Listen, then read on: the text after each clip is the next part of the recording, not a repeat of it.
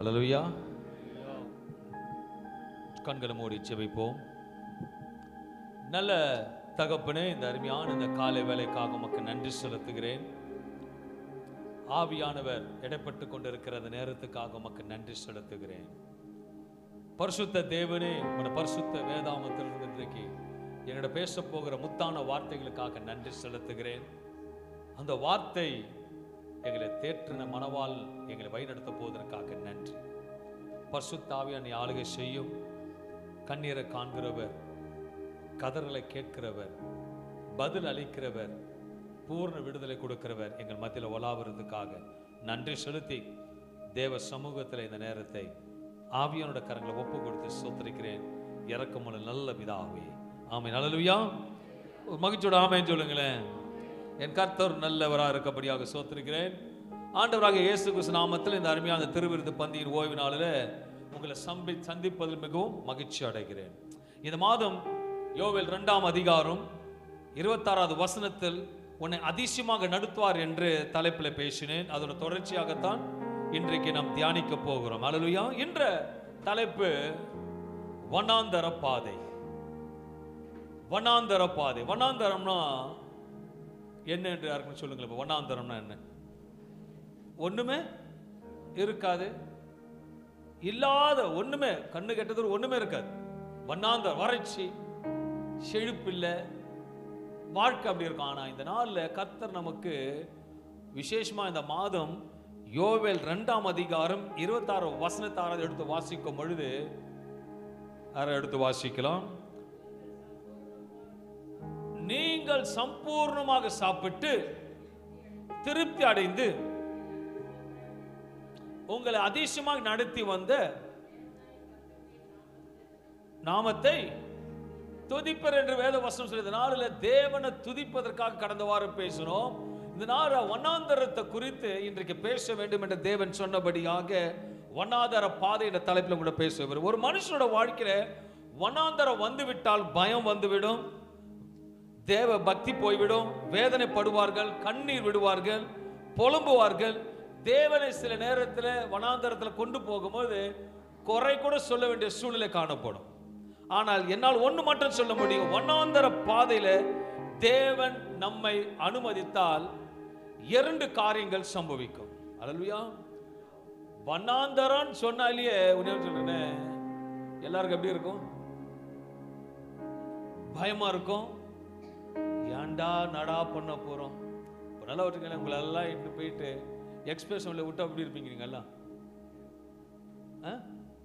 ஹாப்பியா இருப்பீங்க. கையில ஒரு 10,000 ரூபாய் கையில கொடுத்துட்டு போயிட்டு வந்துருங்க ஒரு 9 மணிக்கு. எப்படி இருப்பீங்க? இன்னும் ஹாப்பியா இருப்பீங்க. இப்போ நானா சொல்றேன், நல்லா விழுப்புரத்தில் போயிட்டு ஒரு கிராமத்துல எதுவுமே இல்லாம சுத்தி போறதுல விட்டு வந்துடுறேன். உங்களை 10,000 ரூபாய் கொடுத்து எப்படி இருக்கும் உங்களுக்கு? தண்ணி கூட கிடைக்காது உங்களுக்கு. ஆனா அந்த வனாந்தரம் தான் ஆண்டு நடத்துவார். அல்லேலூயா. என் தேவன் இந்த நாள்ல 2 விதம் வந்து வனாந்தரம் பார்க்கும்போது, ஒரு வனாந்தரம், ஒரு வனாந்தரத்துல கர்த்தர் ஆசீர்வதிப்பார், 2வது வனாந்தரத்துல நம்மை சோதிப்பார். அல்லேலூயா.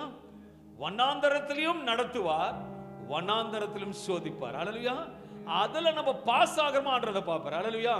என் கர்த்தர் நாமத்தை மகிமைப்படுத்தி தியானத்துக்காக எடுத்துக்கொண்ட வேத பகுதி ஏசாயா 35ஆம் அதிகாரம் 1வது வசனத்தை எடுத்துக்கொள்வோமானால், வனாந்திரமும் வறண்ட நிலமும் மகிழ்ந்து கடுவெளி கழித்து புஷ்பத்தை போல செழிக்கும். அன்பான தேவ பிள்ளை, உங்களுடைய வாழ்க்கையில எவ்வளவு பெரிய வனாந்தரம் இருந்தாலும் அதை தேவன் செழிப்பாக மாற்றுவார். நான் ஒன்னே ஒன்று சொல்லுவேன், உங்களை உண்டாக்கினவர் நிச்சயமா அவர் சொன்னதெல்லாம் செய்துதான் உங்களுக்கு வந்து இந்த இடத்துக்கு கடந்து போக வைப்பார தவிர ஒரு நாளும் அவர் கீழே விட மாட்டார். அந்த வைராக்கிய விசுவாசத்தோட செயல்படும். நம்ம எப்படி பார்ப்போம்? லாங் ஜேர்னியை பார்ப்போமே தவிர இப்ப இருக்க ஜேர்னி நம்ம பார்ப்போம். ஆனா சொல்லிட்டார், நான் முடிவு பெரிது உன்னை நடத்துவேன்னு சொல்லிட்டாருன்னா சொன்னவர் நடத்துவார்னு விசுவாசிக்கணும். சூழ்நிலை பார்க்க கூடாது. அல்லேலூயா. ஒருத்தர் சூழ்நிலை பார்த்து வனாந்தரத்தை பார்த்து கீழே விழுந்துருவாங்க. நான் சொல்லுவேன், வனாந்தரத்துல தான் ஆண்டு உங்களுக்கு கூட அதிகமா இருப்பார். உங்க கூட வசதி வாய்ப்போடு இருக்கிறத காட்டிலும் வனாந்தரத்துல இருக்கும் பொழுது அது ஒரு அதிசயமா நம்மள. இதனால வனாந்தரத்தினால் ஆசீர்வாதமாக நடத்துகிற குறித்து பார்க்கும் பொழுது, எப்படிப்பட்ட வனாந்தரத்திலும் ஆசீர்வாதம் வரும் என்றால், கர்த்தருடைய வார்த்தைக்கு கீழ்ப்படியும் பொழுது வனாந்தரத்தில் ஆச்சரியமாக கிரகிக்கத்தக்க வல்லமையான காரியத்தினால கர்த்தர் நம்மளை ஆசீர்வதிப்பார். மோசே இஸ்ரேல் ஜனத்தை எகிப்திலிருந்து கானானுக்கு போகிற காரியத்தை குறித்து இன்றைக்கு பார்க்க போகிறோம். ஆண்டவருக்கு நன்றாகவே தெரியும் கானானுக்கு போகிற வழி மிகவும் சமீபம் என்று. உண்மையாக சொல்லுவோமானால், அவர்கள் நடந்து போயிருந்தாலே 11 நாட்கள் எகிப்தில் விட்டு புறப்பட்டு எந்த கடலையும் எந்த நதியும் தாண்டாமல் சமுத்திரத்தின் வழியாக பெலிஸ்தீன் தேசத்தின் மூலமாக 11 நாட்கள் அவர்களால் கடந்து போயிருக்க முடியும். ஆனால் ஆண்டவர் அப்படி செய்யவில்லை. ஏனென்றால் வேத வசனம் சொல்கிறது, யாத்ராகம் 13ஆம் அதிகாரம் 17-18 வாசிக்கும் பொழுது, பார்வோன் ஜனங்களை போக விட்ட பின், கவனிக்கணும், பார்வோன் ஜனங்களை போக விட்ட பின் ஜனங்கள் யுத்தத்தை கண்டால் மனமடைந்து, கவனிக்கணும், ஜனங்கள் யுத்தத்தை கண்டால் மனமடைந்து எகிப்துக்கு திரும்புவார்கள் என்று சொல்லி பெலிஸ்தரின் தேச வழியாய் போவது, நல்ல கவனிங்களே, பெலிஸ்தரின் தேச வழியா போவது சமீபமானாலும், அது ரொம்ப ஈஸி, சமீபமானாலும் தேவன் அவர்களை அந்த வழியாய் நடத்தாமல் சிவந்த சமுத்திரத்தின் வனாந்திர வழியாய் ஜனங்களை சுற்றி போக பண்ணினார். இஸ்ரவேல் புத்திரர் எகிப்து தேசத்திலிருந்து அணி அணியாய் புறப்பட்டு போனார்கள். அன்பான தேவ பிள்ளைகளை, சில சமயத்துல ஆண்டவர் நடத்துற வேற அது கீழ்ப்படிச்சுதான் ஆகணும். அல்லேலூயா. நம்ம இப்படி போல நினைப்போம், ஆனா அவர் எப்படி நினைக்க மாட்டார், நான் அப்படிதான் கொண்டு போவேன்னு நினைப்போம். நம்ம அப்படி கொண்டு போகிற தேவனோட கரம் பிடிப்போம். உண்மையா சொல்ல, மகிமையாக அருமையான தேவ பிள்ளைகளே, ஆண்டவர் அவர்களை விடுவிக்கிறது மாத்திரம் விரும்பவில்லை, அவர்களை சுத்திகரிக்க விரும்புகிறார் என்று அறிந்திருக்க வேண்டும். எகிப்திலிருந்து ஜனங்கள் புறப்படுவது உண்மைதான், சமுத்திர சமுத்திரத்தில் நடந்தது உண்மைதான். ஆனால் அவருடைய இருதயத்திலோ எகிப்தில் வாழ்ந்து கொண்டு இருந்த நினைத்து கொண்டிருந்தார்கள். நல்லா புரிஞ்சுக்கங்களேன், ஆண்டவர்களை பிரித்தெடுத்து இப்படித்தான் நடந்து போனோம்னு சொல்லிட்டாருன்னா நம்ம எப்படி போனோம்? அப்படித்தான் போகணும். நம்மளா வேற நினைச்சிட்டு இப்படித்தான் நடத்தணும், இப்படித்தான் நடத்தணும் நினைச்சா அது ஒருபொழுதும் நடக்காது. பக்கத்துல பார்த்து ஒருபோதும் நடக்காது. அவரு நினைக்கிறபடி தான் நடக்கும். அல்லேலூயா. நம்ம சில நேரத்தில் தெரிய திட்டங்கள்ல போடும், இப்படி அப்படி அப்படின்னு. ஓகே, நல்லதுதான். ஏன்னா அவர் சொல்லிட்டார் வேத வசனம், என் நாமத்தினால நீங்கள், அதனால கேட்கறதுக்கு பஞ்சமே இல்லை. எல்லாத்தையும் கேட்டு கேட்டு பொழிச்சு போகுது. ஆனா ஒன்னு சொல்லுவேன், அவர் சித்தத்தின்படி கொடுக்க ஆரம்பிச்சாருன்னா வானத்து பலகை திறந்து வச்சுக்கங்களேன், மழைய மழை எப்படி பெய்யுமா? கல் மழை பார்த்துருக்கீங்களா? மீன் மழை பார்த்துருக்கீங்களா? எல்லாம் கேட்டு பார்த்துருக்கு, இதெல்லாம் விழுதுன்னுவாங்க. அந்த மாதிரி ஆண்டு நமக்கு கொட்டுவார். ஏன்டா இப்படி? அவருக்கு ஒன்னே ஒன்று பிடிக்காது, என்னன்னா, ஏன் ஆண்டவரே நீ இப்படி நடத்துறீங்க மட்டும் கேட்கக்கூடாது. அல்லேலூயா. அவர் நடத்துறபடி தான் நடத்தும். மோசே கர்த்தருடைய கட்டளை பெறுவதற்கு சீனாய் மலை மேல் ஏறி 40 நாட்கள் உபவாசம் காலத்தில் முடித்து விட்டு வருவதற்கு முன்பாக இங்க கீழே இருந்தவர் அவர்களுக்கு ஒன்றாக ஒரு கன்றுக்குட்டியை உண்டாக்கி அதை தெய்வம் என்று சொல்லி நடனமாடிக்கொண்டு கர்த்தரோட பண்டிகை என்று பெயரிட்டு பெரிய கொண்டாட்டத்தை கொண்டாடி கொண்டிருக்கிறார்கள். அல்லேலூயா. ஆனால் தேவ சித்தம் அது இல்லை. அதற்காகத்தான் தேவன் சில நேரத்தில் ஒரு காரியத்தை அனுமதிக்கிறார். சொல்றேன், நம்மளுடைய தேவன் எப்படிப்பட்ட தேவனா, இஸ் எ ஜெலசி காட்னு சொல்லலாம். அப்படின்னா உதாரணம், கிதியோன் எனக்குன்னா கிதியோன் எனக்கு மட்டும்தான் கர்த்தருக்கு. நல்லா புரிஞ்சுக்கீங்களேன். இப்ப டைனா இருக்காப்புல, சாண்டினாவை உன் மகளா வளர்க்குற, தாயா வளர்க்குற. ஆனா உன்னை காட்டிலும் அதிகமா வேற யாருன்னா ரொம்ப அன்பு செலுத்திட்டா உனக்குள்ள எப்படி இருக்கும்? எப்படி இருக்கும்? கஷ்டப்பட்டு நான் உண்டு செய்யறேன், ஆனா இவன் அன்பு வேற எங்கேயும் போகுது. அப்ப எப்படி இருக்கும் உங்களுக்கு? அப்ப ஆண்டு சும்மா விட்டுருவாரா? அவரோட சாயல தானே படிச்சிருக்காரு நம்மள. அப்போ நமக்கே ஒரு இது இருக்கு, இப்ப இருக்கு. இல்லையா இருக்காப்புல, நல்லா அவங்க அப்பா போடுங்க, சட்டன்னு இன்னில இருந்து ஆண்டி ஆண்டி ஆண்டின்னு சொல்லிட்டு எங்க வீட்டுக்கே ஃபுல்லா வந்துட்டு வீட்லயே இருக்கிறது இல்லை. என்ன பேசுவீங்க ரெண்டு பேரும்? எப்படி இருந்தா எப்படி ஒரு வாரம் கம்மி இருப்பீங்க, 3 வாரம் இருப்பீங்க, 1 மாசம் 2வது மாசம் எடுங்க, கொஞ்சம் கொஞ்சம் உங்களுக்கு சுபாவம் மாறும் இல்ல? அது பேர் என்னது? ஜெலசி. கர்த்தருக்கு ஸ்தோத்திரம். பிள்ளைங்க எப்படி இருக்கு பார்த்தீங்கன்னா அது அன்புகளுக்கு தெரியும். நீ வந்துருச்சணும் கர்த்தர் ஆண்டு எங்கள் வீடு திறந்துருக்கு, எல்லாரும் வாங்க, ஏன்னா இயேசு அங்கே இருக்கிறார். என் கர்த்தர் அதனால ஆண்டு ரொம்ப ஜெலஸ். அதனால ஆண்டு நம்மளோட மோச கர்த்தர் எல்லாம் தெரியும். அதனால தான் அதற்காக தான் ஆண்டவர் அவர்களை ஆண்டவரே சார்ந்திருக்கிறவர்களாக இருக்க வேண்டும், ஆண்டவரே முழுமையாக பற்றி கொண்டு இருக்க கூட்டமாக இருக்க வேண்டும் என்று தேவன் அவர்களை உணர்த்துறார். அல்லேலூயா. 11 நாள்ல இட்டு போறது எங்க அப்பாவுக்கு பெருசே கிடையாது. அதை உணரணுன்றதுக்காக தான் அநேக காரியத்தை செய்து செய்து எத்தனை ஆண்டு 40 11 நாள் எங்க இருக்கு. அப்ப பார்த்துக்கோங்க, அவ்வளோ உணர்த்துறார் அந்த ஜனங்கள். அல்லேலூயா. சில நம்ம கூட சில இடத்துல ஆண்டு உணர்த்துதான் நீ உங்களோட பேசிட்டு இருக்க.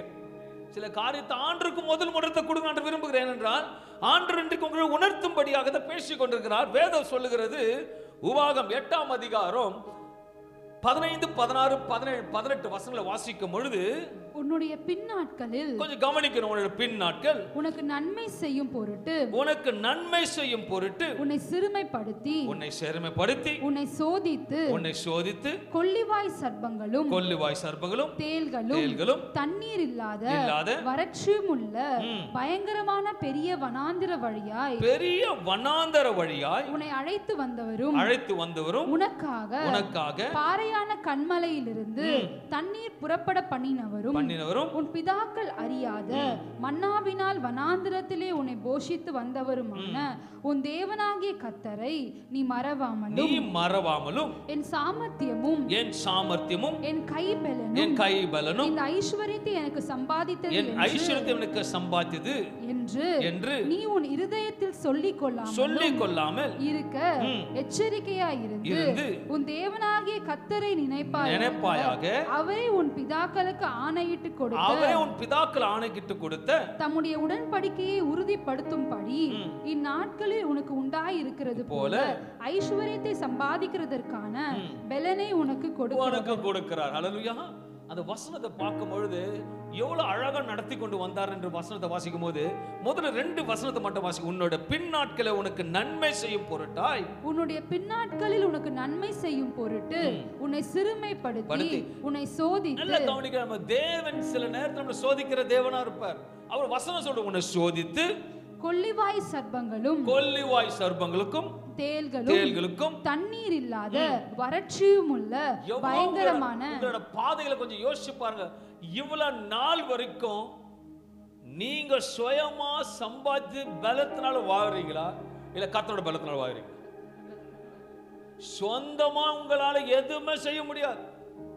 அவர் சொல்றாரு பாருங்களே 17 வசனம், படிக்குமா, என் சாமர்த்தியமும் என் கைபலனும் இந்த ஐஸ்வரியத்தை எனக்கு சம்பாதித்தது என்று நீ உன் இருதயத்தில் சொல்லிக் கொள்ளாமலும். உன் இருதயத்துல ஒரு நாள் நீங்க நான் சம்பாதித்தேன், நான் செய்யறேன், நான் படிப்பு என்னால முடியும் மட்டும் நீங்க சொல்லிக் கொள்ளாமலும் இருக்க எச்சரிக்கையா இருந்து. என்ன இருக்கணுமா? பக்கத்துல பார்த்து சொல்லுங்க. ஏன்னா நாளைக்கு உங்களுக்கு ஒரு வேளை தீர்க்க தரிசனமா ஆவியோட பேசுற ஒரு வேளை இப்ப இருக்கிற நிலைமையோட 5 மடங்கு உயர்ந்துட்டீங்க. எத்தனை மடங்கு? 5 மடங்கு உயர்ந்துட்டீங்க. அப்ப அதுக்கு முன்னாடி தான் உங்களுக்கு பேசுறாரு. ஆமென். எப்ப ஆண்டவர் ஒரு காரியத்தை பேசினார்னா ஒரு பழமொழி சொல்லுவேன், யானை வருவது பின்னே, ஆசர் வரப்போது பின்னே, கர்த்தர் வரப்போது வார்த்தை முன்னே. இன்னைக்கு ஒரு 5 மடங்கு உயர்த்த எப்படி இருக்கும் உங்களுக்கு? அப்போ கூட என்ன சொல்லுன்னா, நான் சம்பாதிச்சேன், நான் பண்ண ஜோபம் நான் தான், நீ தானே. அதுக்கு நீங்க ஆண்டவர் என்ன சொல்றாரு? உங்களை எச்சரிக்கையா இருன்றார். ஏன்னா நாளைக்கு எப்படி நமக்கு தெரியாது. இன்னைக்கு பிச்சைக்காட்சி, நாளைக்கு பணக்காட்சி இல்லைங்க. நம்ம ஆண்டவர் யார் சொன்னது? கர்த்தர் உங்களை அப்படியே ஆக்கட்டும். கர்த்தர் நிச்சயமா சொல்லுகிற தேவன், நீ எச்சரிக்கையா இருந்து உன் தேவனை கர்த்தரை நினைப்பாயாக. எல்லா சூழ்நிலை நம்ம தேவனை முன்பாக வைத்து அவரை மட்டும் நினைக்கணும். ஏனென்றால் உன்னை நடத்தி வந்த தேவனை மறந்துவிடக் கூடாது என்று தான் இன்றைக்கு உன்னோட ஆண்டவர் பேசிக் கொண்டிருக்கிறார். உன் தேவனாக கர்த்தரை நினைப்பாயாக. கொஞ்சம் நினைச்சு பாருங்க. உங்க சம்பாதனை, உங்க படிப்பு, உங்க ஐஸ்வர்யம் இந்த நாள்ல உங்களை உயர்த்தல. உண்மையா சொல்லு, என் படிப்பு, என் உயர்வு, என்ன நாணத்தோட செயல்பட்டதெல்லாம் என்ன ஊழியக்காரன் ஆக்கல. அதெல்லாம் ஒரு காலத்துல ஐசிசி பேங்கோட முடிஞ்சிடுச்சு. இது கர்த்தர் கொடுத்த ஞானம், கர்த்தர் கொடுத்த பலன், கர்த்தர் கொடுத்த கிருபை, கர்த்தர் கொடுத்த பலன். இன்னைக்கு சுவிசேஷகர் என்று ஒரு பெயர் ஒரு நாள் இருந்தது, அதுக்கப்புறம் பாஸ்டர் ஒன்று இருந்தது, அப்புறம் தீர்க்க தரிசனம் இருந்தது, இன்னைக்கு பிஷப். நான் ஒன்று சொல்லி எல்லாமே என் தேவன் நினைத்தா எதையும் செய்ய முடியும். என் தேவன் அந்த நாள்ல எனக்கு அப்பா வந்து இவன் சுவிசேஷம் வரணும்னு சொல்லி படிக்க வைக்கல, இவன் பிஷப் ஆகணும்னு படிக்க வைக்கல, அவர் படிக்க வச்சார். அந்த ஞானம் எல்லாம் ஒண்ணும் கிடையாது. தேவ ஞானம் இன்னைக்கு உங்களோட பேசி கொண்டு வைக்கிறது. இதை பார்த்து கர்த்தர் ஞானத்தை கர்த்தர் செய்கிறார். ஹல்லேலூயா. அன்பான பார்ப்பதற்கு சொல்லி ஒரே ஒரு காரியத்தை சொல்ல விரும்புகிறேன். இஸ்ரவேல் நடந்த ஜனங்கள் வந்த பாதையை பார்ப்பினால் நன்றாக விளங்கும். அவர்கள் 11 நாட்களுக்கு இருக்க வேண்டும். ஆனால் தேவன் செய்த மகத்துவம், ஒருவேளை 11 நாட்களை கொண்டு போயிருந்தா சமுத்திரம் 2ஆக பிரிந்ததே அவர்களால பார்த்திருக்க முடியாது. ஒரு நைட்ல ஒரு கடலை காய்ந்த கட்டாந்தரையாக்கினார். என் பிள்ளைங்க நடந்து போறதுக்கு நல்லா யோசிப்பாங்க. ஒரு கடலையே என் தேவன் பிரித்து இவர்கள் கடந்து போக வேண்டும் என்று செய்த அற்புதத்தை 11 நாள்ல போயிருந்தா பார்த்திருக்க முடியும்ன்றீங்க? அவர் வல்லமை தெரிஞ்சிருக்காது. அவரை எதையும் செய்யக்கூடாதவர் என்று பிரமிக்கத்தக்க காரியத்தை செய்யக்கூடியவரை நிரூபிப்பதற்காக வனாந்தரத்தை கற்றுக்கொண்டு போனார். நான் ஒன்று கேட்கிறேன், எடுத்தோன்னு ஆசீர்வாதம் வேணுமா இல்ல வண்ணாந்தரத்தின் ஆசீர்வாதம் வேணுமா? ஆமென் சொல்லுங்களேன். எடுத்தோன்னு ஆசீர்வாதம் வேணுமா இல்ல வண்ணாந்தரத்து ஆசீர்வாதம் வேணுமா? எடுத்தோர் ஆசீர்வாதம் கொடுத்தாருன்னு வச்சுக்கோங்களேன், அது எப்படி தெரியுமா இருக்கும்? ஸ்வீட் கல்ல வேலை செய்யற போல இருக்கும். ஸ்வீட் கல்ல ஃபர்ஸ்ட் போய் வேலைக்கு சேர்ந்தா எப்படி இருக்கும் தெரியுமா உங்களுக்கு? எப்படி இருக்கும்? ஒரு நாள் ஃபுல்லா என்ன பாசுந்தியா குடி சாப்பிடுவேன், அடுத்த நாள் எல்லா வித குலோப் ஜாம் எல்லாம் சாப்பிடுறேன், திருப்பி பாசுந்தி பக்கம் திரும்பி பார்ப்பேன், எப்படி ஆயிடும்? இதே வாரத்துக்கு ஒரு நாள் உங்க கொண்டு போயிட்டு நான் உன சாப்பிட எப்படி இருக்கும் உங்களுக்கு? மாறி மாறி மிக்சர் மாதிரி உங்களை கொண்டு போன வாழ்க்கை ஒரு சந்தோஷமா இருக்கும். நிறைய பேருக்கு ஆசீர்வாதிங்க சொல்லாதீங்க, உன் சித்தப்படி ஆசீர்வாதிங்க சொல்லுங்களேன்.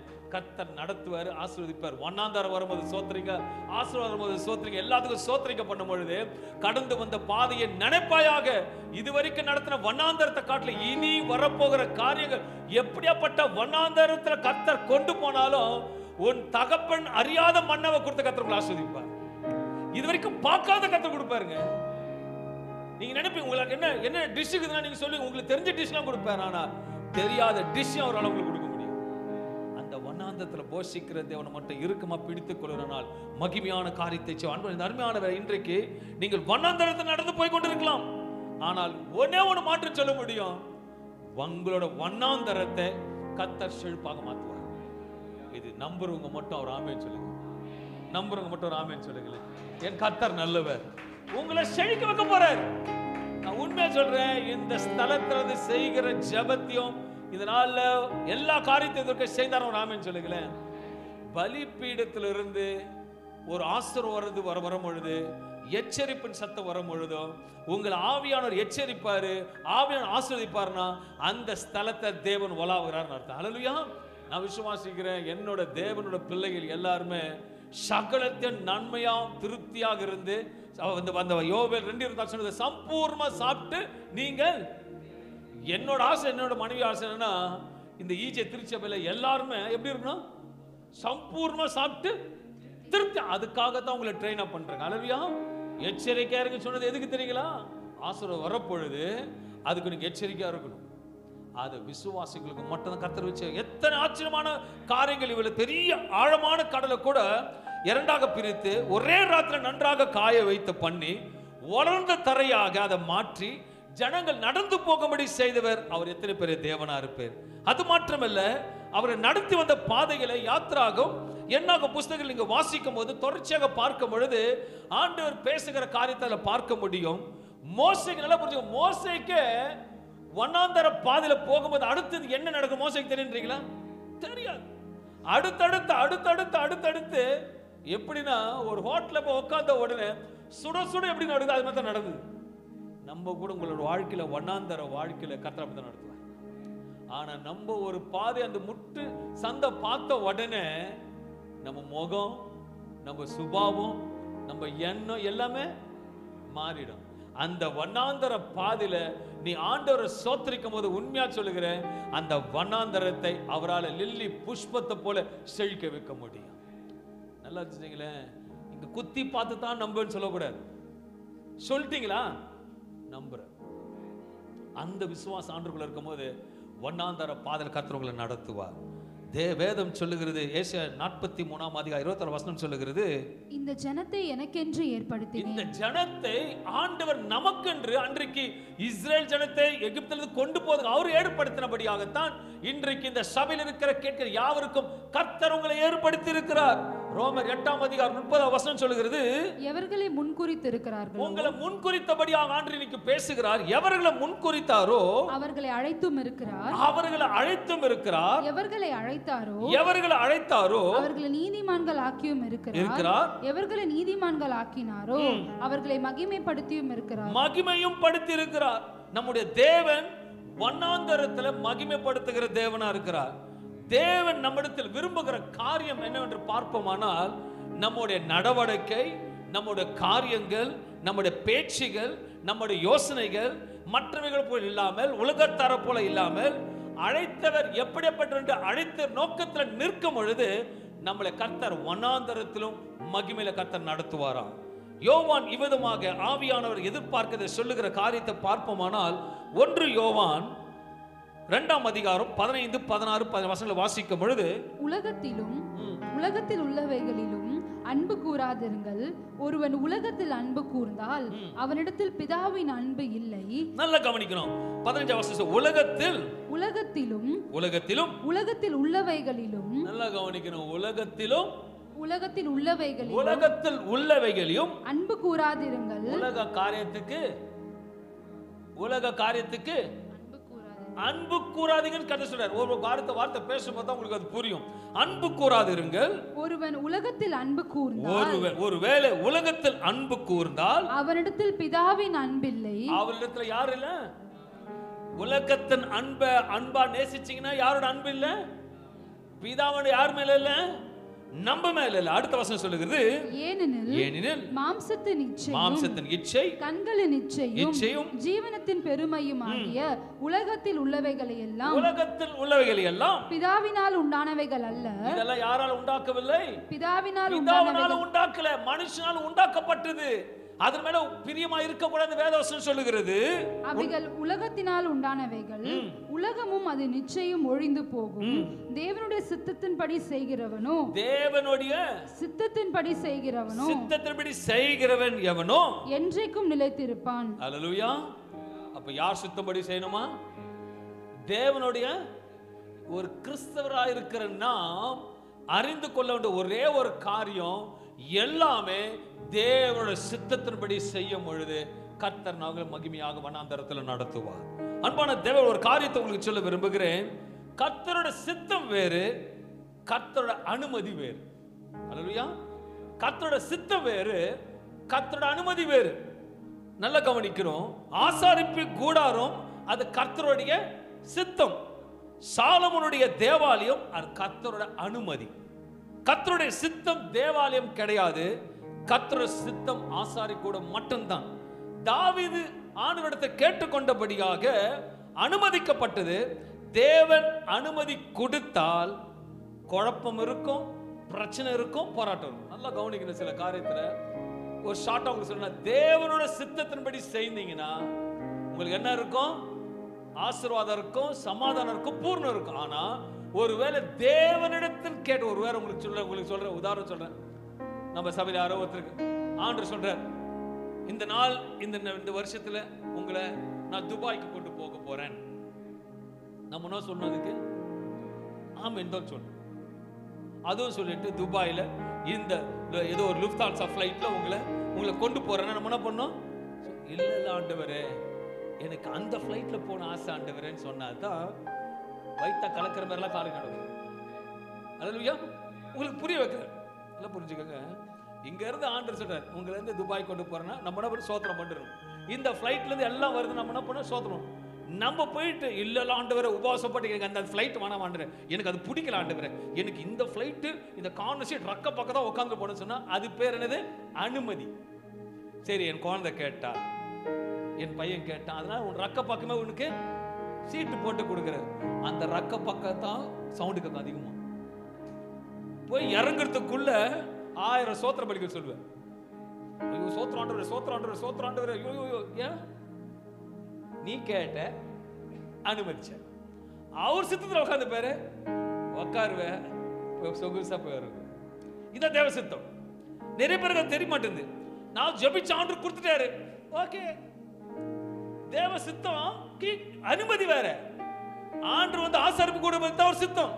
ஆனா தாவீது இல்ல, நான் ஒரு இதோ கட்டுவேன், ஓகே நீ பையனை வச்சு கட்டுற, எல்லாம் பண்ணி முடிச்சிட்டார். ஆனா அதுல எவ்வளவு போராட்டம், எவ்வளவு குழப்பம். அனுமதிச்சால் கேட்டது கிடைக்கும். ஆனா குழப்பம் வந்தா பாக்கெட்ல வாங்கி வச்சுக்கோங்க. போராட்டம் வந்தா சொல்லுங்க, போராட்டம் வந்தா பாக்கெட்ல வாங்கி வச்சுக்கோங்க. கஷ்டம் வந்தா, கொட்டினார்னா, தள்ளினார்னா, அழ விட்டார்னா அழுங்க. அப்ப எது வேணும் உங்களுக்கு? தேவ சித்தம் வேணுமா, அனுமதி வேணுமா? தேவ சித்தத்தின்படி நான் சொல்லப்பா, வேதத்தை நான் எழுதல, என் முன்னோர்கள் கர்த்தரால் ஆவியானவரால் எழுதப்பட்ட வசனம் சொல்கிறது. 17 வசனம் சொல்லுகிறது. 1 யோவான் 2:18 சொல்லுகிறது, உலகமும் அது நிச்சயம் ஒழிந்து போகும். உலகம் அதோட இச்சையும் ஒழிந்து எல்லாம் போயிடும். தேவனுடைய சித்தத்தின்படி செய்கிறவனோ, நல்லா கவனிங்க, தேவனுடைய சித்தத்தின்படி செய்கிறவனோ என்றென்றைக்கும் நிலைத்திருப்பான். என்றென்றைக்கும். அன்பான தேவ பிள்ளைகளே, கர்த்தருடைய சித்தத்தின்படி செய்ய வேண்டும். இதனால் இந்த இஸ்ரவேல் ஜனங்கள் அவர்கள் இருதயத்தில் எகிப்தியரோடு எண்ணங்க, அவங்க போனா கூட அந்த எண்ணெய் எங்க இருக்கு அவங்களுக்கு? வனாந்தரத்துல. எகிப்த ஏதோ கஞ்சோ கூட நல்லா சந்தோஷமா சாப்பிட்டுருந்தாங்க. ஆனா இந்த வனாந்தரத்தில் வந்த உடனே அவர் எண்ணங்கள், சிந்தைகள் அனைத்தும் அவர் இருதயத்தில் எடுத்துட வேண்டும் என்று ஆண்டவர் விரும்புகிறார். அங்க போன உடனே என்ன சொல்றாங்க? போற வழியில ஒண்ணு கிடைக்கலனா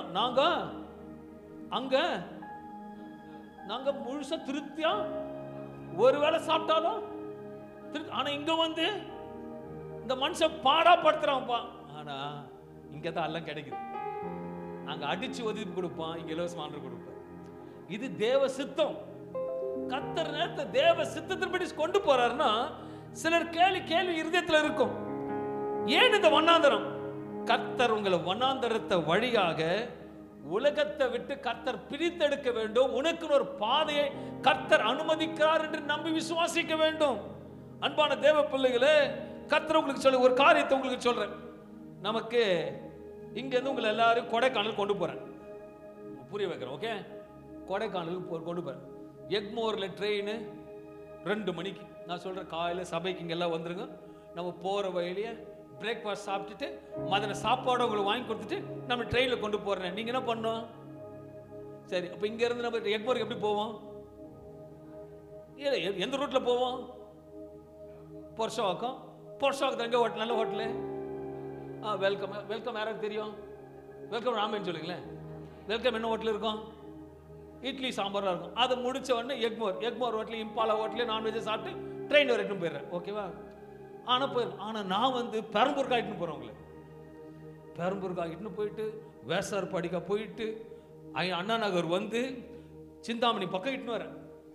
ஓகே, ஆனால் இப்படி போகும்போது இவளுக்கு இப்படி போகல. நீங்களாம் நினச்சிருப்பீங்க, என்ன சொல்லி பாஸ்டருங்க இப்படி இட்டுன்னு போயிட்டு, நான் உங்களை இட்டுன்னு போயிட்டு சீனிவாசால நல்ல ஏசி ரூமில் ஹோட்டல் டிஃபன் வாங்கி கொடுத்துட்றேன். ஓகேவா? திருப்பி அங்கேருந்து அண்ணா நகர் பக்கம் வந்து ஷீஷல்ல நல்ல திருப்தியாக வாங்கி கொடுத்துட்டு, ஷீஷல் பெரிய ஹோட்டல் எல்லாம் வாங்கி கொடுத்து அப்படி இட்டுன்னு போகிறேன். ஆனாலும் ட்ரெயினில் உட்காந்து என்ன பேசுவீங்க? இந்த வெல்கம் ஹோட்டல் பக்கம் வந்தால் நல்லா இருந்திருக்கும். ஹலோ, என்ன சொல்லுவீங்க? சீனிவாசல் நான் வாங்கி கொடுத்தேன், நல்லா தானே இருந்தது. சீஷல் சாப்பிட்டீங்கன்னா நல்லா இருந்ததா இல்லையா? அப்போ கூட எங்க போது எண்ணம்? இட்லி சாம்பார் சாப்பிட்டலாம் இருக்குமே, வெல்கம் பக்கம் வெட்டினு வந்திருக்கலாம் பிரதர். ஏன்னா அங்க வேற எதுவும் வாங்கி கொடுக்கல உங்களுக்கு. நான் அதனால தான் அந்த ஜனங்களை இப்படி வாங்க, இது திருந்துற வரைக்கும் வாங்க. நீங்க திருந்துற வரைக்கும் 40 திருந்துட்டாங்க நினைக்கிறேன் 40 வருஷத்துல. அதனால தான் சில நேரத்தில் வண்ணாந்தரம் வருது. நல்லா புரிஞ்சுக்கங்களேன். நான் கொன்னதே செய்தேன், திருப்திப்படுத்தினா இல்லையா? ஏசி ஹோட்டலில் உட்கார வச்சு நல்லா திருப்திப்படுத்தி ஜூஸ்லேருந்து எல்லாம் வாங்கி கொடுத்து அங்கேருந்து உங்களுக்கு டெம்போ ட்ராவல்லையே கொண்டு போயிட்டு போக வரையிலேயே வந்து ஒரு நல்ல துணி வாங்கி கொடுத்து நல்ல வஸ்திரம் கிழியாதவருக்கு துணி வாங்கி கொடுத்து ஷீஷில் திருப்தியாக சாப்பிட்டு 2 மணிக்கு ட்ரெயினில் உட்கார வைக்கிறேன். ஆனால் சிலவங்க அதனால வெல்கம் சாம்பார் மாதிரி வரலங்க. அதனால தான் ஆண்டவர் வனாந்தரம் நடத்துறாரு. அதை எடுத்து போடுங்கன்றார். நீங்க பக்கத்துல சொல்லி எடுத்து போடு, சிந்திலகத்துல எடுத்து போடு. இன்னைக்கு ஆண்டவர் நடத்துறது சந்தோஷமா எடுத்துக்கோ, சந்தோஷமா எடுத்துக்கோ. நீ ஆண்டவருக்கு ரூட் சொல்லாது. நிறைய பேர் ஆண்டவர் ரூட் சொல்லுவாங்க. ஆண்டவர் இப்படி பண்ணலாம் இருக்கும், அப்படி பண்ணலாம் இருக்கும். ஓகே, நீ கேட்ட ஓகே உஷா, நான் வழி கொடுக்குறேன் உஷா. ராஜசேகர் நானும் ஒரு வழி, நீ கேட்டல போமா. சபாபதி கேட்கிறாரு, இது ஓகே போப்பா. நம்ம டேவிட் கடைசியில் போயிட்டார். ஓகே போப்பா. ஆனா என்ன வரும்? பாக்கெட் ஃபுல்லா. அப்புறம் பாட்டு பாடுவாங்க, தொல்லைகள் கஷ்டங்கள் தேர்ந்தாலும். எதுக்கு? சித்தமா? இன்னிலிருந்து ஆண்டவர் சித்தத்தின்படி செய்யுங்க. வெல்கம் ஹோட்டல் சாம்பாரை பார்க்காதீங்க.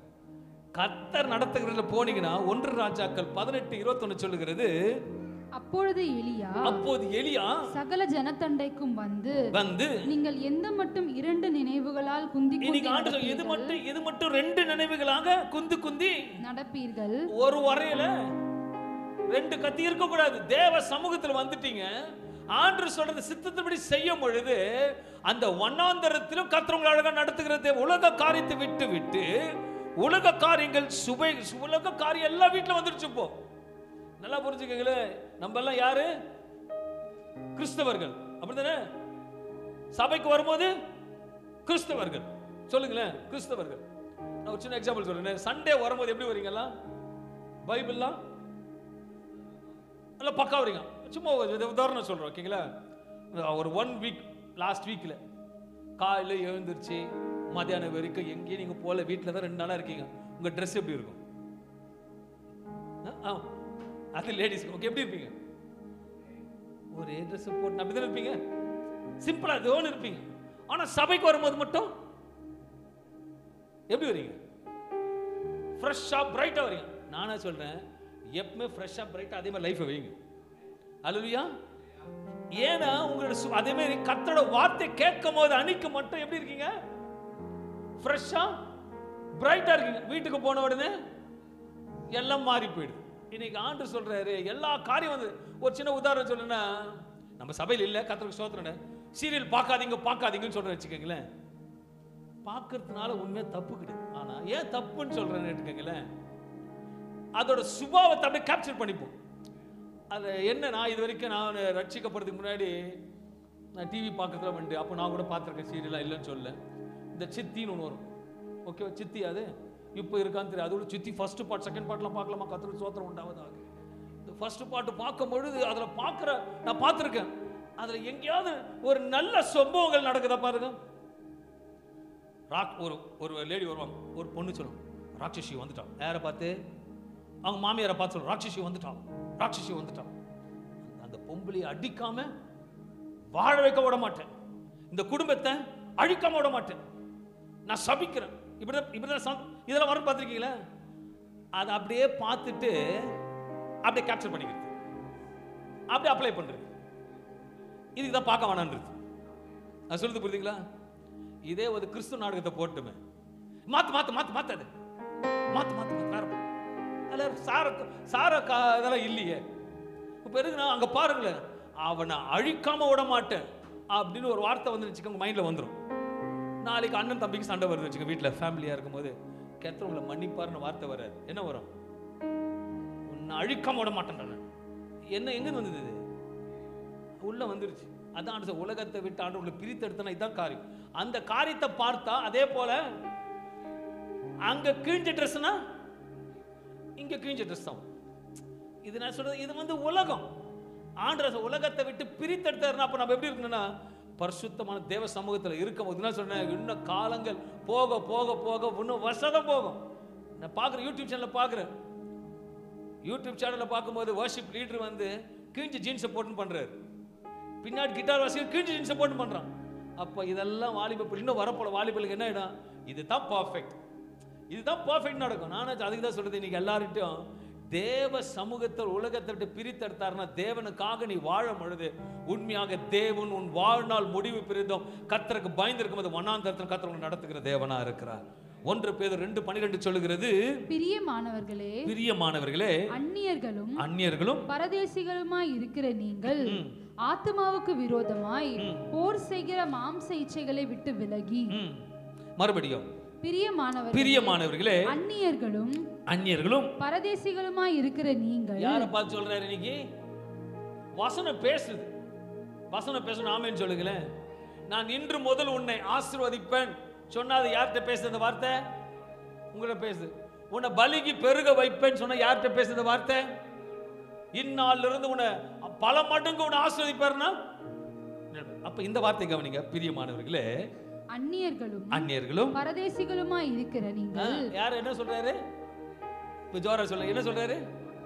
அழுத்தி சொல்லுங்களேன். இல்ல எனக்கு வீழியே பரதேசியா இருக்கிற நீங்கள் ஆத்மாவுக்கு விரோதமாய் போர் செய்கிற மாம்ச இச்சைகளை விட்டு விலகி. அதே போல இருந்து இஸ்ரேல் ஜனத்தை போல அதே இறுக்கமா பிடிச்சிட்டு இருக்காதீங்க, எகிப்திய பிடிச்சிட்டு இருக்காதீங்க. இன்னைக்கு சில காரியத்தை பிடிச்சிட்டு இருக்கீங்க. அதெல்லாம் ஆண்டவர் இன்றைக்கு எடுத்து வெளியே போடுன்னு சொல்றாரு. உள்ள போர் நடக்குது, இது வேணாம் இல்ல வேணும், இது எடுத்து போடு இல்ல வேணும் நான் போடுவேன், இதை பண்ணுவேன். உள்ள மாம்ச இச்சை போராடிட்டு இருக்கு. அது எல்லா காரியமும் இருக்கட்டும், அது பெரிய நாட்டு சின்ன நாட்டு பாஸ்டர் ஓவர் இட் இஸ், உள்ள ஒரு போராட்டம் இது. அந்த போராட்டத்துக்கு கர்த்தர் ஜெயம் கொடுப்பதற்கு நம்ம விட்டு கொடுக்கும்போது கர்த்தர் மகிமையான காரியத்தை செய்வார். 1 பேதுரு 2:12 சொல்கிறது, புறஜாதிகள் உங்களை அக்கிரமக்காரர் என்று விரோதமாய் பேசும் விஷயத்தில் அவர்களை உங்கள் நற்கிரியைகளை கண்டு கவனிக்கணும். அவர்கள் உங்கள் நற்கிரியைகளை கண்டு அவற்றின் நிமித்தம் சந்திப்பின் நாளிலே தேவனை மகிமைப்படுத்தும்படி நீங்கள் அவர்களுக்குள்ளே நல் நடக்கை உள்ளவர்களாய் நடந்து கொள்ளுங்கள் என்று உங்களுக்கு புத்தி சொல்லுகிற நம்முடைய நடத்தைகள் மூலமாக புறஜாதிகள் நம்மை கண்டு நற்சாட்சிகளாக தேவனை மகிமைப்படுத்தும்படி இருக்க வேண்டும் என்று கர்த்தர் விரும்புகிறார். ஹல்லேலூயா. நான் சில காரியத்தை உங்களுக்கு கற்றுக் கொடுக்கிற சபை அவர் போதர் கற்றுக் கொடுக்கிறதுனா சபைக்கு வருது பெரிதில்ல, தேவனுக்கு முன்பாக ஒரு சாட்சி குடும்பமா இருக்கணும். நான் நேரிட்டும் சொல்வேன், நீங்க பெர்ஃபெக்ட், பிள்ளைகளுக்கு தாய் தகப்பன் பெர்ஃபெக்ட்டா இருங்க, தாய் தகப்பனுக்கு பிள்ளை பெர்ஃபெக்ட்டா இருக்கட்டும். நீங்க குடும்பம் மற்ற கண்களுக்கு நற்சாட்சிகளா உள்ளவர்களா இருக்கும்படி கர்த்தர் அது விரும்புகிறார். அப்படி பண்ணும் பொழுது கிறிஸ்து மகிமைப்படுவார். நீங்க கூட நல்லா புரிஞ்சுக்கங்களேன். உதாரணம் கோச்சுக்காதீங்க, நம்ம கீதன் உனக்கு எடுக்க மாட்டேன். ஹஸ்பண்ட் ஒய்ஃப் நல்லா சபைக்கு வந்துட்டு இருக்கீங்க, நல்லா வந்துட்டே இருக்கீங்க, ஸோ நல்லா ஸ்மார்ட்டாக இருந்தீங்க. ஒரு நாள் ஏதோ பார்ட்டிக்கு போயிட்டு தள்ளாடுன்னு வரீங்க. தள்ளாடுன்னு வரீங்க, உங்களுக்கு தெரியாம தள்ளாடு வரீங்க. உங்க வீட்டு பக்கத்து வீட்டு ஆள் என்ன சொல்லுவாங்க சொல்லுங்க? கிதியோன்னு சொல்லுவாங்களா? எடுத்தோன்னு என்ன சொல்லுவாங்க? அதை கூட 2வது வாரமான பைபிள் தூக்கின்னு போறாங்க இவங்கெல்லாம். ஏசு என்ன தப்பு பண்ணாரா? யார் நம்ம மகிமைப்படல? இன்னைக்கு ஆண்டவர் சொல்றார், நற்சாட்சிகளாக வாழும்படியாக கர்த்தர் விரும்புகிறார். உன்னை பார்த்தா, உன் நண்பனை பார்த்தா அப்படிதான் சொல்லுவாங்க. இயேசுவை பார்த்தா நீ யாருன்னு சொல்லணும். உன் நடைகள், உன் பேச்சுகள், சுபாவங்கள், பார்வைகள், விசேஷம் ஆடைகள் எல்லாம் கோர்த்து வறுத்து பேசுறது எல்லாமே இயேசுவை போல தரித்து இருந்தா உலகத்தோடு பிரித்தெடுத்து ஆண்டவர் சொல்றார். He has separated you from the world. எகிப்தில எதுக்கு கொண்டு வந்தாருங்க? கானானுக்குள்ள. எகிப்து வானா, என் ஜனங்களை கானால ஆசீர்வதிக்க நான் கொண்டு போறார். இன்றைக்கு இவ்வளவு காரியத்தை உங்களுக்கு சத்தமிட்டு ஆண்டவர் பேசுறது எதுக்கு தெரியுங்களா? ஒரு பெரிய செழிப்பு வரப்போகுது, ஒரு பெரிய செழிப்பு வரப்போகுது. நிச்சயமா சொல்றேனே, நீங்க நம்பினா நடக்கும், நம்பலன்னா நடக்காது. என் சபையில இருக்கிற எல்லாருக்கும் சொல்ற, ஒரு செழிப்பு வருதுன்னு சொன்னா விசுவாசிக்கணும், அது அப்புறம் தான் நடக்கும். ஏன்னா பலிப்படுத்த வருகிற ஒவ்வொரு வார்த்தை கர்த்தர் முத்திரை போடுகிற தேவனா இருக்கிறார். அதற்காக தான் சில நேரங்கள் நம்ம வண்ணாந்தரத்தை நடத்தி அவர் நமக்கு நினைவு கூறும்படி, அதை கொள்ளும்படி, நம்ம விரும்புகிற காரியத்தை சுத்திகரிக்கும்படி சுதந்திரமான காரியத்தை கொடுக்க கர்த்தர் விரும்புகிற தேவனா இருக்கிறார். ஆண்டவர் நமக்கு வைத்திருக்கிற பாதைகள் ஒன்றும் இல்லாத போல காணப்படலாம். ஆனால் ஆண்டவரோட பாதையில நாம் நடப்போமானால் மேகஸ்தம்பமாக அக்னிஸ்தமாக கர்த்தர் நடத்துகிற தேவனா இருப்பார்.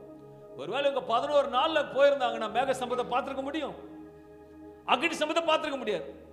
அப்ப சொல்றேன், சடனா நீங்க வண்ணாந்தரத்துல போயிட்டே இருக்கிறீங்க, ஆண்டவங்க வச்சிருக்காரு. வண்ணாந்தரத்துல போனோன்னு 15 கிலோமீட்டர் தாண்டி போனோன்னு நீங்க 14 கிலோமீட்டருக்கு என்ன பார்த்துக்கிறீங்க? வண்ணாந்தரத்தை பார்த்துட்டீங்க. 15 கிலோமீட்டர் தாண்டி போனோன்னு பார்க்குற இடம்லாம் கல்லுல இருந்து சின்ன சின்ன சின்ன காரியம் எல்லாம் தங்கமா இருந்தா எப்படி இருக்கும் உங்களுக்கு? கேட்டு எப்படி இருக்கும் உங்களுக்கு? எடுத்து எப்படி போட்டுப்பீங்க? பேக்ல அள்ளி அள்ளி போட்டுப்பீங்க. ஆனா பார்க்கும்போது எப்படி தெரிஞ்சது?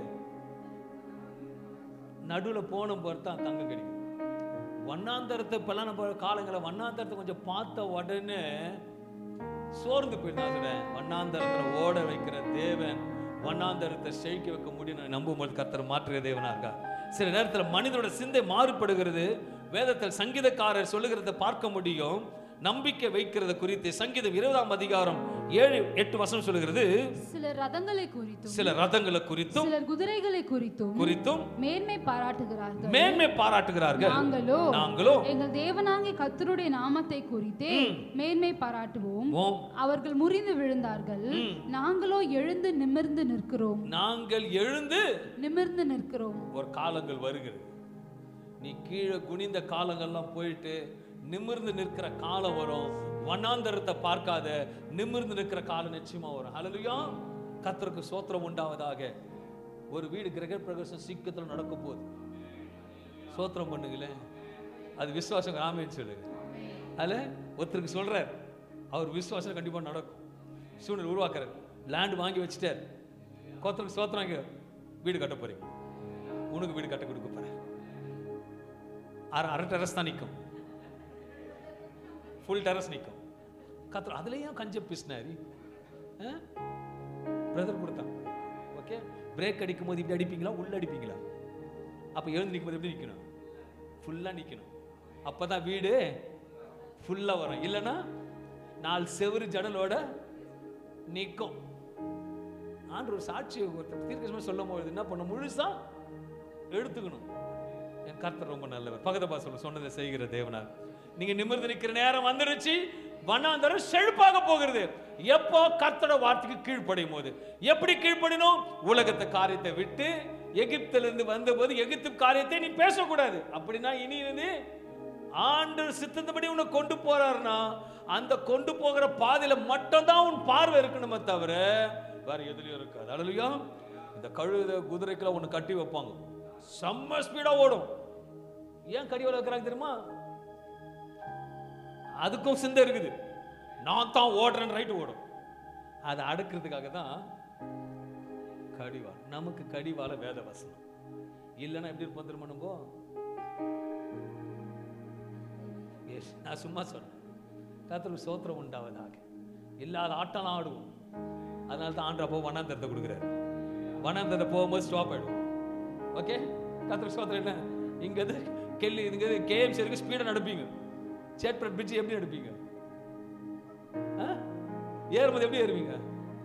உட்காந்து எடுப்போம். ஆண்டிலாம் ஏறவும் முடியாது. ஆனா சேட்பட் பிரிட்ஜ் இறங்கும் போது பார்க்கணுமே, அவங்க தான் ஃபர்ஸ்ட் போவாங்க.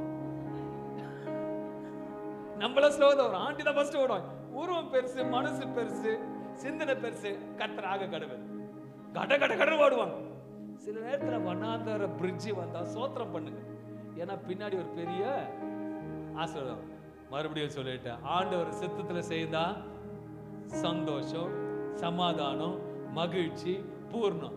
நீ கேட்டு ஆண்டு செய்தாருன்னா அதுக்கு எல்லாம் பாக்கெட்ல போட்டுக்கணும். நான் ஒன்றும் சொல்ல முடியாது.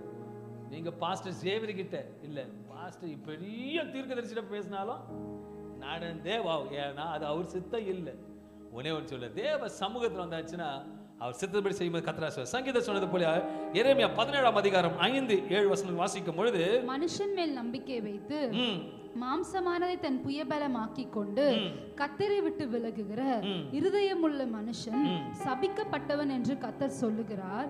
அவன் அவாந்தர வெளியில் கரளையாய் போன செடியை போலிருந்து நன்மை வருகிறதை காணாமல் வனாந்திரத்தின் வறட்சியான இடங்களிலும் குடியில்லாத உவர் நிலத்திலும் தங்குவான். கர்த்தர் மேல் நம்பிக்கை வைத்து கர்த்தரை தன் நம்பிக்கையாக கொண்டிருக்கிற மனுஷன் பாக்கியவான். இந்த அருமையான வேலை, மனுஷன் மேல் நம்பிக்கை வைத்து மாம்சமானதை தன் புயபலமாக்கி கொண்டு கர்த்தரை விட்டு விலகுகிற இருதயமுள்ள மனுஷன் சபிக்கப்பட்டவன் என்று கர்த்தர் சொல்லுகிறார். அவன் வனாந்திர வெளியில் கரளையாய் போன செடியை போலிருந்து நன்மை வருகிறதை காணாமல் வனாந்திரத்தின் வறட்சியான இடங்களிலும் குடியில்லாத உவர் நிலத்திலும் தங்குவான். கர்த்தர் மேல் நம்பிக்கை வைத்து கர்த்தரை தன் நம்பிக்கையாக கொண்டிருக்கிற மனுஷன் பாக்கியவான். எல்லா சூழ்நிலை கர்த்தரை நம்பிக்கொண்டிருக்கும் போது அது மனுஷன் பாக்கியவான் வேதவசனம் சொல்லுகிறது. என்னோட நம்பிக்கை கர்த்தரை சார்ந்து இருக்கிறேன் என்று நம்பும் பொழுது வனாந்தர பாதை கர்த்தர் நம்மை வழி நடத்துகிற தேவனா இருக்கிறார். இரண்டாவதாக வனாந்தரத்துல என்ன வந்தது? ஆசீர்வாதம் வரும். இன்னொரு வனாந்தரத்துல சோதனை வரும். நான் ஷார்ட்டா சொல்லி முடிக்க விரும்புகிறேன். வனாந்தரத்தில் சோதனை வரும்பொழுது நம்முடைய செவிகளை நம்முடைய பார்வையும் இயேசு கிறிஸ்து மட்டும்தான் சார்ந்திருக்க வேண்டும். இயேசு கிறிஸ்து ஞானஸ்நானம் எடுத்த பிறகு ஆவியானவரால் வனாந்தரத்துக்கு நடத்தப்பட்டார். அந்த வனாந்தரத்தில் 3 முக்கியமான அனுபவங்கள் காத்திருந்தது. முதலாவதாக பிசாசானவர் 3 விதமான சோதனைகள் வந்தது. நம்மளோட வாழ்க்கையில கூட வனாந்தரத்துல தான் சோதனைகள் வரும். வனாந்தரத்துல தான் எல்லா வேதனையும் வரும். ஆண்டவர் சொல்றாரு வச்சுக்கங்களேன், வனாந்தரத்துல கொண்டு போறாரு, போகும்போது சொல்றாரு நீ போயிடு. போகும் பொழுது இந்த வனாந்தரத்தை தாண்டி 2 நாள் தாண்டு போற, இந்த 2 நாள் நீ நான்வெஜ் சாப்பிடக்கூடாதுன்னு என்ன பண்ணும்? ஆனா அந்த வனாந்தரத்துல போகும்பொழுது தான் 4-5 பேர் உனக்கு பிரியாணி பொட்டலத்தும் கொடுப்பாங்க. நல்லா கவனிச்சுக்கணும். ஆண்டவர் சொன்னது உனக்கு வனாந்தரத்துல சாப்பிடாத, நான்வெஜ் சாப்பிடாத. ஆனா வனாந்தரத்துல போகும்போது தான் ஒருத்தர் புகாரி பிரியாணியும், ஒருத்தர் SS பிரியாணியும், ஒருத்தர் தல்பா கட்டத்தை எடுத்துன்னு வந்து பிடிங்க பிரதர், பிடிங்க சிஸ்டர், நீங்க என்ன பண்ணணும்? வாங்கக்கூடாது. அது நல்ல நறுமணமா இருக்கும், பசியை தீக்கிறத போல இருக்கும். ஆனா கர்த்தரோட வார்த்தைக்கு கீழ்ப்படும் போது தான் அது உண்மையான வனாந்தரத்தை கர்த்தரோட ஜெயத்தை கொடுப்பார். வனாந்தரத்துல சோதனைக்கு வரும்.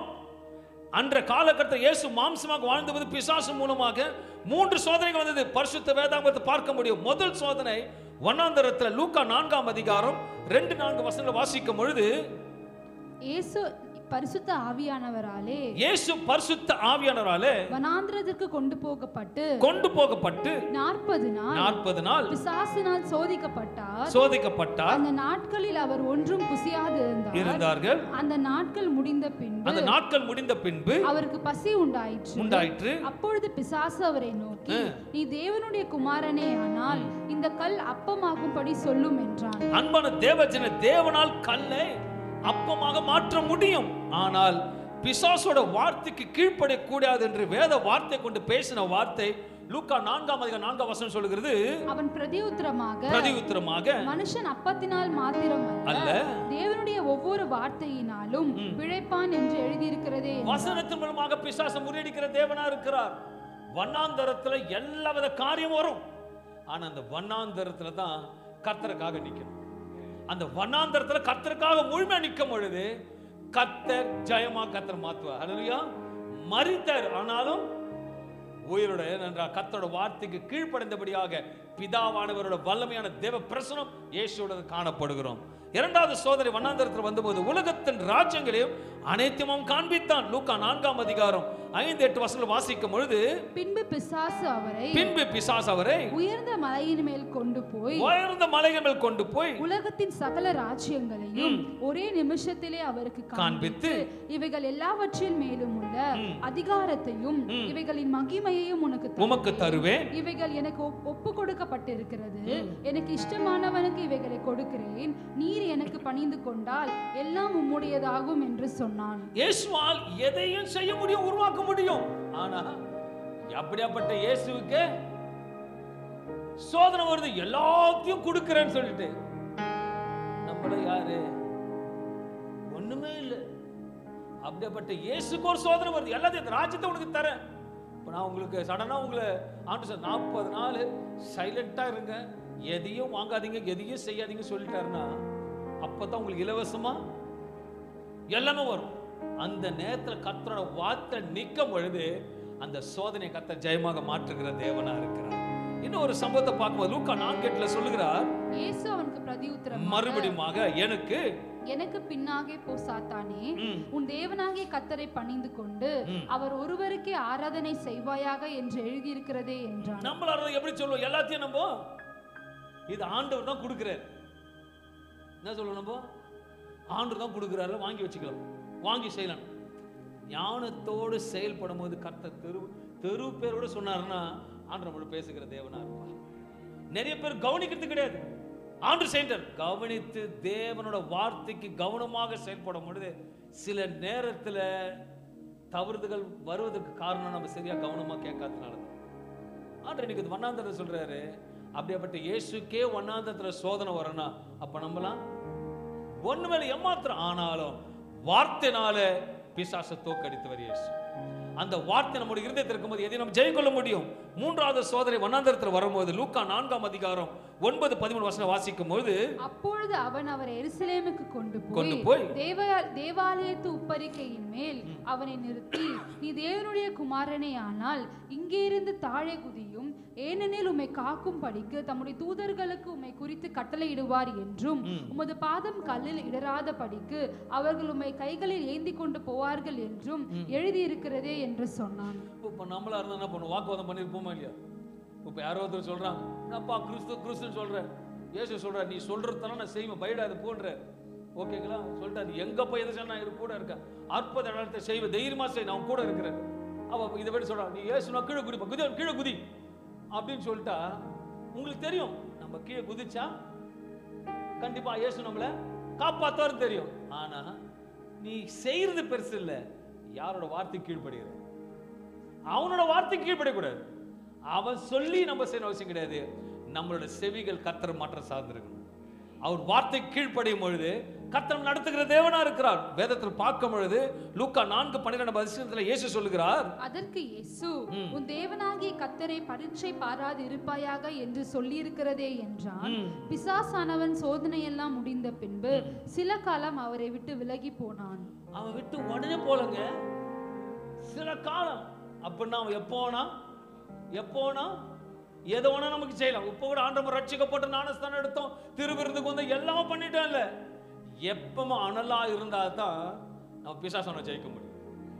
இல்லைன்னா எப்போனா பெருமை வரும், எப்போனா கருமி வரும், எப்போனா கோபம், எது வேணா வரும். ஆனா இயேசு நம்மோடு இருக்காருன்னா அவன் வராதபடிக்கு கர்த்தர் வேலி எடுத்து காத்துக்கூட. அன்பான தேவ பிள்ளைகளே, ஏசாயா 43ஆம் அதிகாரம் 19 வசனம் சொல்லுகிறது, நான் வனாந்திரத்திலே வழியையும் அவாந்திர வெளியிலே ஆறுகளையும் உண்டாக்குவேன். இந்த நாளில் அன்பான தேவ பிள்ளைகளே, நம்மளை இந்த நாளில் வனாந்தர பாதையில உங்களை கொண்டு போவாரானால் நீ பயப்பட வேண்டிய அவசியம் கிடையாது. என்னடா வனாந்தர பாதையில கர்த்தர் நடத்த. என்னடா இயேசு உனக்காக ரத்த சிந்தி மீட்டெடுத்தது, உலக ரட்சகர் ரத்த சிந்தினவர் தான் உன்னை வழி நடத்தி கர்த்தர் உங்களை நடத்த போகிற தேவனா இருக்கிறார்.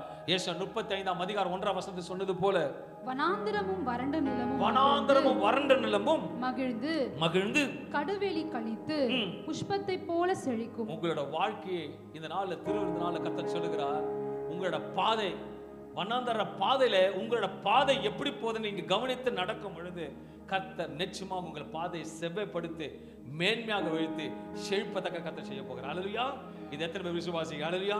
கர்த்தரோட வார்த்தையை உண்மையாக எடுத்துக்கொள்ளும் பொழுது உண்மையான அன்பான தேவ பிள்ளைகளை, வண்ணாந்தரத்தை பார்த்து பயப்படாதீங்க, வண்ணாந்தரத்தை பார்த்து சோர்ந்து போகாதீங்க, வண்ணாந்தரத்தை பார்த்து கண்ணீர் விடாதீங்க, வண்ணாந்தரத்தை பார்த்து ஏன் ஆண்டவர் நடத்துறாரு மட்டும் கேட்காதீங்க. அந்த வண்ணாந்தரத்தின் பாதையில போகும்பொழுது தான் உனக்கு சமுத்திரம் பிளக்கிறது உன் கண்கள் பார்க்கும். உன் கண்கள் வேலை இருந்து மண்ணா வர்றதை பார்க்க முடியும். உன் கண்கள் காடைகள் வருது கொட்டுகிறது பார்க்க முடியும். சமுத்திரம் இரண்டாக பிரிவது மாற்றமில்லை, கட்டாந்தரத்தை நடந்து போக கர்த்தரை பார்க்க வைப்பார். அல்லேலூயா. வண்ணாந்தரத்துல போனா தான் அற்புதங்களை பார்க்க முடியுமே தவிர சாதா இருந்தா உங்களால் அற்புதங்களை பார்த்திருக்க முடியாது. 11 days ஜர்னி, இது சின்ன ஜர்னி தான். 11 daysல போயிருக்க முடியும், ஆனா எந்த அற்புதத்தையும் பார்த்திருக்க முடியாது. ஆனா வண்ணாந்தரத்துல போனாதான் நம்ம அனைத்து பார்க்க முடியும். கண்களை மூட. ராபாலா தூராபா ஜிமா ஹந்தோர் பீஸ்யாந்தலபா. தகப்பனே, இந்த அருமையான இந்த காலை வேளையிலே வண்ணாந்தர பாதையில எங்களை கொண்டு போனால் நல்லவரா இருக்கிறீர். இதனால் இது உம்மோட சித்தத்தின்படி செய்ய எங்களுக்கு கிருபை கொடுக்கும்படியாக ஜெபிக்கிறேன். அன்றே உம்முடைய கிருபையில நிற்க, உம்முடைய சித்தத்தில் நிற்க, எந்த பாதையில நடக்க வேண்டும் என்று தேவன் கற்றுக் கொடுக்கும்படியாக உம்முடைய சமூகத்தில் வருகிறேன். என் கர்த்தர் நல்லவர், என் கர்த்தர் போதுமானவர், என் கர்த்தர் உண்மை உள்ளவர், என் கர்த்தர் கிருபையா நடத்துகிறபடியாக உமக்கு நன்றி செலுத்துகிறேன். இந்த நல்ல அற்புதமான இந்த காலை வெள்ளை இந்த வனாந்தர பாதையில ஆசீர்வாதத்தை வைக்க போகிறதுக்காக நன்றி. இந்த வனாந்தர பாதையில சோதனைகள் வந்தாலும் இயேசுவோட பிதாவானவர் இருந்தபடியாக அந்த வார்த்தையை மேற்கொண்டது போல இந்த பிள்ளைகள் எத்தனை வனாந்தரத்தை கடந்து போனாலும் ரத்தம் இவர்களுக்கு விடுதலை கொடுக்கட்டும், ரத்தம் இவருக்கு சமாதானத்தை கொடுக்கட்டும், ரத்தம் இவருக்கு ஜெயம் கொடுக்கட்டும். மேல் அமர்ந்து கொண்டு இருக்கிறவர்கள், கீழே அமர்ந்து கொண்டிருக்க யாவர்களுக்கும் என் தேவன் வாதை விசேஷமாக சமாதானத்துடன் ஒரு நன்மையான மேன்மையான பாதையில வண்ணாந்தரத்திலையும் ஒரு ஆசீர்வாதத்தை லில்லி புஷ்பமாக மகிழத்தக்கதாக நடத்த போவதற்காக நன்றி செலுத்தி பிதா குமாரன் பரிசுத்தாவின் நாமத்தினால வாழ்த்தி ஆசீர்வதிக்கிறேன். இரக்கமுள்ள ஜீவன் நல்ல பிதாவே. ஆமென், ஆமென், ஆமென். கர்த்தர் உங்களை ஆசீர்வதிப்பாராக.